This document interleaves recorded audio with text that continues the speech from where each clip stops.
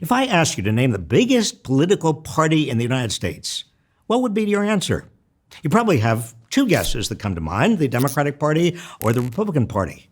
Well, it's neither.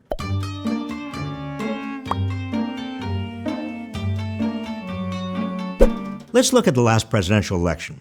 100 million Americans who were eligible to vote in 2016 did not vote.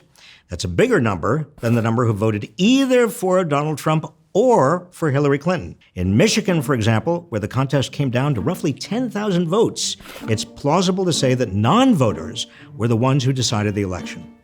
Non-voters, those Americans eligible to vote but don't, are in effect America's biggest political party.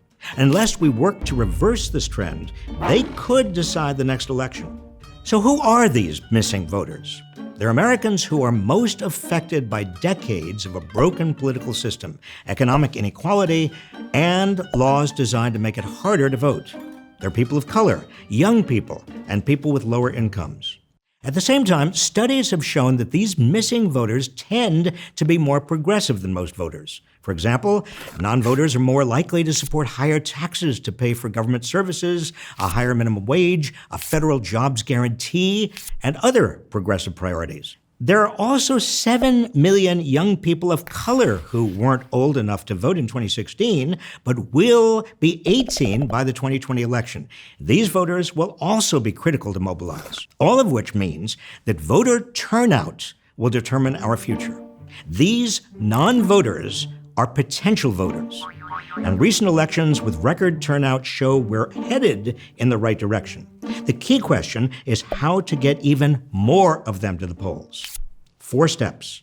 First, make it easier to vote, not harder. Some states have enacted laws to suppress the votes of people of color and young people, such as requiring an ID, reducing the number of polling places in Democratic districts, and purging voter rolls. These tactics must be ended.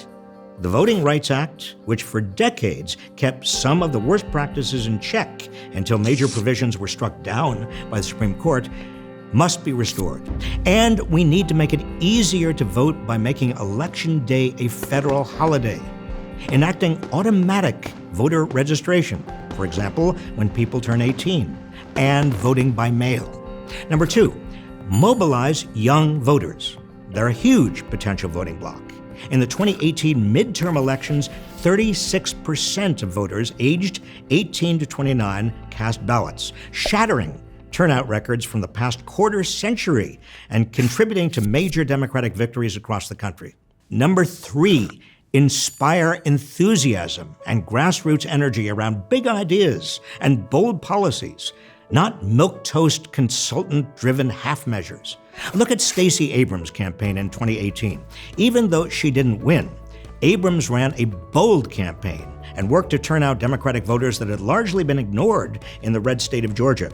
As a result, Abrams garnered more votes, 1.9 million, than any other Democrat running for any office in the history of the state, including Hillary Clinton, Barack Obama, and Jimmy Carter. Number 4, personally encourage others to vote. Make sure they know how to register and when and where to vote. Tell them to be a voter. Rebuilding America starts with the simple act of voting.